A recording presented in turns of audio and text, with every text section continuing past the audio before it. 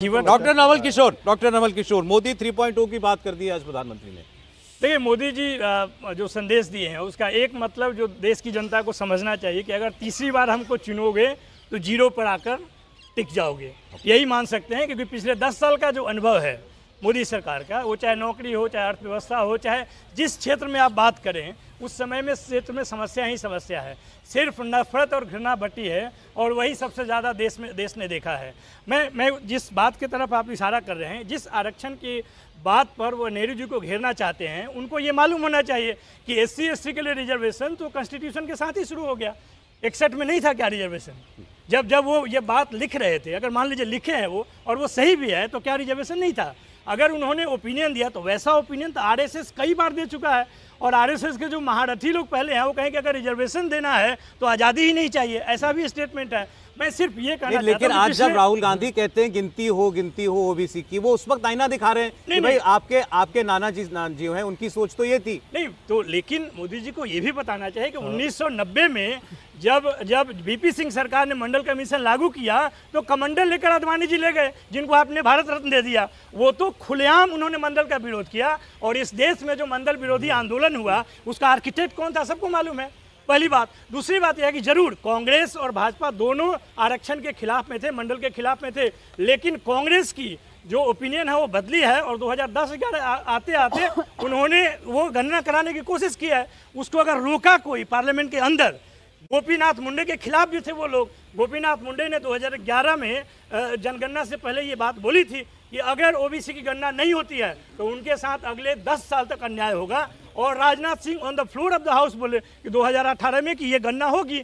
ये क्या कारण था कि 2020 में ये बदला है? क्या RSS का दबाव था? नंबर 1। नंबर 2 कि जिस तरह की वो बात करते हैं वो उनके एक्शन में नहीं दिखता। वो कहते हैं कि देश के पहले OBC प्रधानमंत्री हैं, लेकिन OBC की गणना नहीं करा सकते हैं। कैसे OBC के प्रधानमंत्री हैं? जब आप जाति की बात करते हो तो हम लोग जाति की बात जातिगत गैर बराबरी को दूर करने के लिए करते हैं, आप कहते हैं जातिवादी है। इस समझ के साथ अगर भारतीय जनता पार्टी और प्रधानमंत्री बात करेंगे तो कभी भी समतामूलक समाज का निर्माण नहीं हो पाएगा। यही सबसे बड़ी खतरा है। देखिए, पहली बात तो कांग्रेस पार्टी कभी भी आरक्षण के पक्ष में नहीं थी, यह एक सच्चाई है। मैं सर इतनी बात कह दूं कि ये डिबेट हमने सिर्फ आरक्षण पर नहीं है, आप और भी मुद्दों पर बोल सकते हैं। नहीं, मैं और मुद्दों पर ही बात करूंगा। ये जो चूंकि अभी तर्क चला उस पर मैं अभी वेट कर रहा हूँ। काका कालेलकर कमेटी की रिपोर्ट जो है वो बहुत पहले आ चुकी थी, नेहरू जी ने उसे खारिज कर दिया था। उनका तर्क यही था कि समाज का इसमें विभाजन ज़्यादा होगा, इसलिए नहीं। नेहरू जी की बात के बाद श्रीमती इंदिरा गांधी चाहती तो मंडल कमीशन को लागू कर सकती थी, उन्होंने नहीं लागू किया। इन्हीं तर्कों के आधार पर नहीं लागू किया। इसके बाद जो है वो जब मंडल कमीशन लागू हुआ तो सब कोई जानता है कि कांग्रेस पार्टी ने विश्वनाथ प्रताप सिंह की सरकार गिराने में महती योगदान किया और चंद्रशेखर जी की माइनॉरिटी सरकार को बाहर से समर्थन देकर के इसीलिए खड़ा किया गया था ताकि मंडल कमीशन को डेंट मारा जाए। राम मंदिर मूवमेंट जो है वो मंडल कमीशन से पहले से चल रहा था, ये बात ध्यान में रखनी चाहिए। शिला पूजन का कार्यक्रम उससे बहुत पहले से चल रहा था। राम मंदिर का आंदोलन जो है 1984 से चल रहा था। इसलिए ये कहना कि मंडल के खिलाफ कमंडल लाया गया, ये बेतुका तर्क है। एक बार और जोड़ देना चाहता हूँ कि देखिए, जो कुछ भी स्थिति है, प्रधानमंत्री जी ने आज कांग्रेस को चेहरा दिखाया है।